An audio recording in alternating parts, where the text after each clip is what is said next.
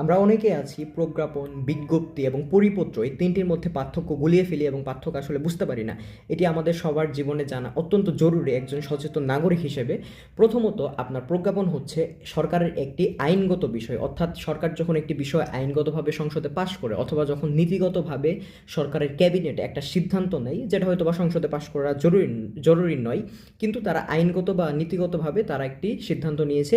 এই সিদ্ধান্তকে তারা যখন আইন আকারে প্রকাশ করার চেষ্টা করে, আইন আকারে যখন জনগণকে জানাই, নথিভুক্ত করে, সরকারের গেজেটভুক্ত করে, তখনই আমরা সেটাকে বলি প্রজ্ঞাপন।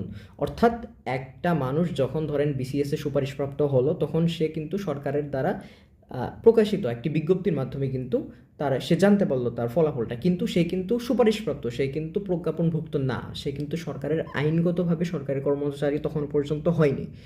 তো এতক্ষণে নিশ্চয়ই বুঝে গেছেন যে প্রজ্ঞাপনটা কী, এবং আমি তার মাঝে আরেকটা জিনিস বুঝিয়েছি যে এখানে বিজ্ঞপ্তিটা কি। বিজ্ঞপ্তিটা হচ্ছে আপনি সরকার যখন একটা জিনিস বিজ্ঞপ্তি আকারে, নোটিশ আকারে প্রকাশ করে, বিজ্ঞপ্তির ইংরেজিটা কিন্তু হচ্ছে নোটিশ।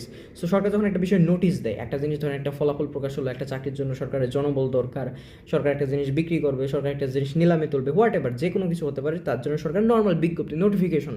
সো এটা কোনো আইন না। প্রজ্ঞাপন যেভাবে আইন আকারে প্রকাশ করা হয়েছে, এটা কোনো আইন না। এটা হচ্ছে মূল পার্থক্য।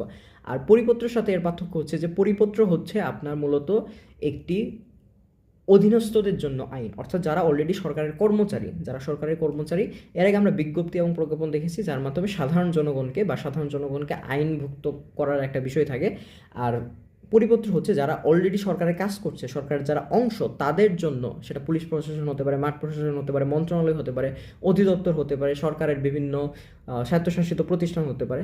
সো সেগুলো হচ্ছে পরিপত্র। এখন স্বায়ত্তশাসিত প্রতিষ্ঠানে সরকার পরিপত্র জারি করতে পারে কিনা সেটি ভিন্ন আলোচনা।